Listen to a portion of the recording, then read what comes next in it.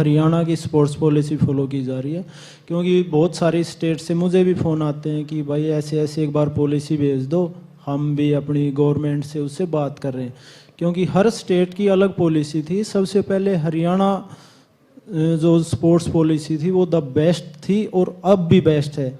उसको देखते देखते राजस्थान में, अब यूपी गवर्नमेंट ने, हिमाचल ने उसी को फॉलो किया है, और आई थिंक ये शायद वर्ल्ड में भी सबसे बेस्ट पॉलिसी होगी हरियाणा स्पोर्ट्स डिपार्टमेंट की जो पॉलिसी है। तो शायद किसी भी खिलाड़ी को कोई भी प्रॉब्लम नहीं है, लेकिन बस थोड़ा सा ये है कि जो स्टार्टिंग होती है ना, उसमें ग्रास रूट पे थोड़ा सा और अगर अच्छा काम हो जाए तो रिजल्ट्स और बेहतर होंगे।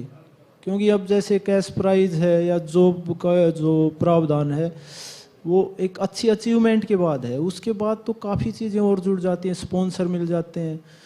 तो आपके माध्यम से मैं ये मैसेज देना चाहूँगा, जैसे जो CSR होता है कंपनियों का, कॉरपोरेट सोशल रिस्पॉन्सिबिलिटी और वो सब, तो ग्रास रूट पे भी अगर थोड़ा अच्छा काम हो जाए, क्योंकि ग्राउंड पे देखा बहुत सारे ऐसे बच्चे हैं रिसोर्स की वजह से इंजरी हो गई उनको, फिर अच्छा ट्रीटमेंट नहीं मिल पाता, उनका कैरियर वहीं पे रुक जाता है।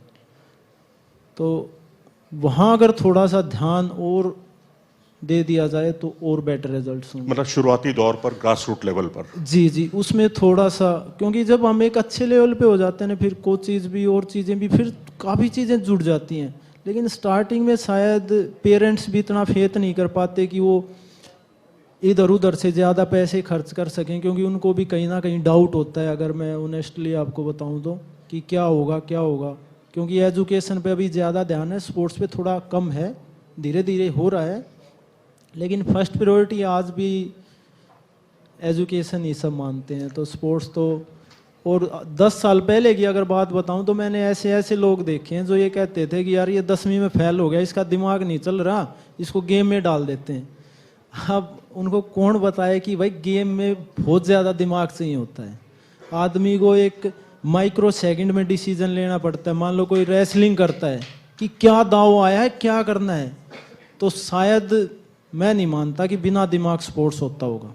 रामफल जी ने बहुत बड़ी बात कही, क्योंकि कई बार क्या होता है कि 1 सेकंड का 100वां हिस्सा, उससे कोई खिलाड़ी अगर चूक जाता है तो आपको पदक से हाथ धोना पड़ जाता है। तो रोहित, यही सवाल मेरा आपसे भी है कि हरियाणा सरकार की तरफ से जो बढ़ावा दिया गया खेलों को और उसके परिणाम आने लगे, हमने देखा 2014 के एशियाई खेल, उसके बाद हमने ओलंपिक देखा, पैरालंपिक देखा जिसमें सर्वश्रेष्ठ प्रदर्शन था। पैरालंपिक में तो 2 गोल्ड मेडल भी मिले भारत को। तो आप रोहतक से आते हैं, तो रोहतक में जिस तरह की बुनियादी सुविधाएं हैं, आपको लगा कि वो पर्याप्त थी, या आपको लगा कि इसमें कुछ और सुधार होना चाहिए था? देखिए, जैसे आपने बताया कि सुधार की तो ज़रूरत रहती है, कितना ही भी अच्छा कर दो उससे भी कुछ ना कुछ कमियां तो निकल ही जाती हैं कि ये भी होना चाहिए, ये भी होना चाहिए, वो तो रहती है। बाकी ठीक है, और जगह से देखें तो हरियाणा में काफ़ी सुविधाएं अच्छी हैं और सब कुछ एक व्यवस्थित ढंग से है कि चैनल के थ्रू चलता है कि ये होना चाहिए, ये होगा तो सरकार उसी के तहत करती है। ये नहीं कि आपने बोल दिया तो कर ही देगी, वो सब कुछ एक पैनल के तहत होता है, नीचे से ऊपर तक जाता है, डिमांड जाती है, फिर वो पास होके आती है, तभी वो अप्लाई होती है, तभी वो आती है ग्रास रूट तक। जैसे रामपाल जी ने बताया कि इसे थोड़ी ज़रूरत है कि ग्रास रूट से ही ध्यान दिया जाए, स्पॉन्सर वगैरह का भी और गवर्नमेंट का भी, तो उसमें थोड़ा और अच्छा सुधार किया जा सकता है। बाकी तो रामपाल जी ने सब कुछ बता ही दिया, इनसे अच्छा तो और मुझे तो लगता नहीं कि कुछ और होगा। चलिए, चलते चलते हम 1-2 सवाल आपसे पूजा, आपसे यही जानना चाहूँगा कि झज्जर में किस तरह की सुविधाएं थीं, और आपको जैसे जैसे आप आगे बढ़ी कितना इजाफा होता गया सुविधाओं में, और कितना आपको लगा कि यहाँ पर्याप्त है, जो कुछ है आपने किया वो सफिशिएंट है? आप प्लीज। कई बार ये होता है कि छोटे शहरों में, छोटे गांव में सुविधाएं कम तो होती हैं, तो खिलाड़ी जाते हैं बड़े शहरों की तरफ। तो पूजा को भी ऐसे रोहतक आना पड़ा, और रोहतक के राजीव गांधी स्पोर्ट्स कॉम्प्लेक्स में अभी वो अभ्यास कर रही है, पिछले करीबन 3-4 सालों से वहीं पे अभ्यास कर रही है। आखिरी सवाल, रमन है हमारे साथ। अमन, आप रमन के बारे में बताएं कि जो बेसिक सुविधाएं थी उसको किस तरह से इन्होंने पार किया, और आगे जब जब ये पदक जीतते गए कैसे इनका हौसला बढ़ा, सरकार ने किस तरह से इनका हौसला बढ़ाया? स्टार्टिंग में सर 2014 में इसने स्टार्ट किया था गेम, वहाँ पे करनाल में कर्ण स्टेडियम के नाम से है। स्टार्टिंग में वहाँ पे सिंथेटिक ट्रैक नहीं था सर, फिर वहाँ से हमने चेंज किया, रोहतक पूरी फैमिली के साथ गई वहाँ पे। मम्मी पापा ने भी स्ट्रगल किया और साथ में मामा का भी अच्छा सहयोग रहा। फिर 2017 में जयपुर नेशनल चैम्पियनशिप हुई थी, उसमें इसने 3 गोल्ड मेडल जीते। उससे इसका मतलब हौसला बढ़ता गया। फिर 2018 में इसका एशियन गेम में सिलेक्शन हो गया, वहाँ पे 6th रैंक रही थी। वहाँ पे उससे थोड़ा इसको डिमोटिवेट हुआ कि पोजीशन नहीं आई, तो नेक्स्ट टाइम इसने अभी 2022 जो 23 में अभी हुए थे ना, इसमें इसका गोल्ड मेडल रहा और अब इसका कॉन्फिडेंस और ज़्यादा हाई हो गया है। और अभी खेलो इंडिया होने हैं, नेशनल चैम्पियनशिप है और फिर वर्ल्ड चैम्पियनशिप, और इसका टारगेट ये पैरालंपिक है ही। बहुत बढ़िया। तो ये थे अमन रमन, इनके भाई अमन ने इनके बारे में बहुत ही विस्तार से बताया। रामफल जी आप हमारे साथ जुड़े, रोहित आप जुड़े, पूजा, हम सब ITV नेटवर्क की तरफ से आपको शुभकामनाएं देते हैं और हम उम्मीद करते हैं कि ये जो विकसित भारत, विकसित हरियाणा, ये क्रम आगे चलता रहेगा और आप उसके जो है एक मसीहा बनकर आगे आएंगे। और इसी शुभकामनाओं के साथ हम आपको एक बार फिर से बधाई देते हैं और शुभकामनाएं देते हैं आपके आगे के भविष्य के लिए। नमस्कार। तो इस सत्र में हमने चर्चा की खिलाड़ियों की चुनौतियों पर, खिलाड़ियों की समस्याओं पर। अब हम आगे बढ़ते हैं और मैं खिलाड़ियों से गुजारिश करती हूं कि आप मंच पर ही रहिए।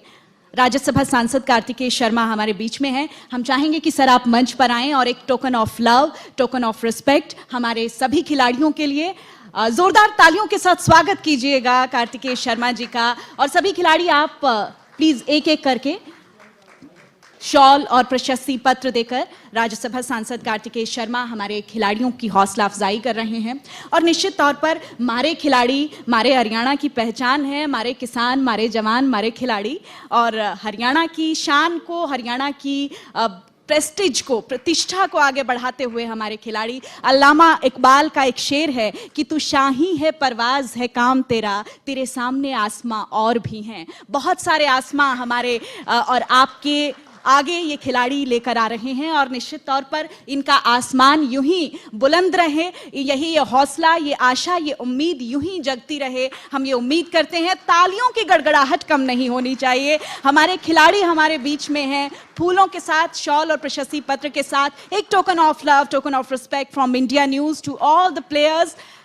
थैंक यू, आपने हमारे इस कार्यक्रम की शोभा बढ़ाई, आप हमारे बीच पहुंचे। हम आपका बहुत बहुत स्वागत करते हैं, बहुत बहुत अभिनंदन करते हैं। आगे के लिए इंडिया न्यूज़ परिवार आप सभी को बहुत बहुत शुभकामनाएं देता है। हम लगातार खिलाड़ियों की आवाज़ उठाते रहते हैं, खिलाड़ियों की समस्याओं पर, उनके मुद्दों पर लगातार इंडिया न्यूज़ अपनी आवाज़ बुलंद करता रहता है। और आज वही खिलाड़ी हमारे बीच में हैं, तो निश्चित तौर पर हमारे लिए गौरव का क्षण है। इस गौरवपूर्ण क्षण में हमारे बीच राज्यसभा सांसद हैं और जो सभी खिलाड़ियों को सम्मानित कर रहे हैं। तालियां बजती रहनी चाहिए। देखिए, खिलाड़ियों के लिए, उनके हौसलों के लिए, उनकी उम्मीदों के लिए, क्योंकि देश की शान बढ़ाने में इन खिलाड़ियों का जो अभूतपूर्व योगदान है और जो आगे रहने वाला है, उसका कोई सानी नहीं है। सभी समस्याओं से लड़ते हुए वह कहते हैं ना कि वह पथ क्या, पथिक कुशलता क्या, जिस पथ पर बिखरे शूल न हो, नाविक की धैर्य परीक्षा क्या, जब धारा ही प्रतिकूल न हो। सभी प्रतिकूल धाराओं से लड़ते हुए हमारे खिलाड़ी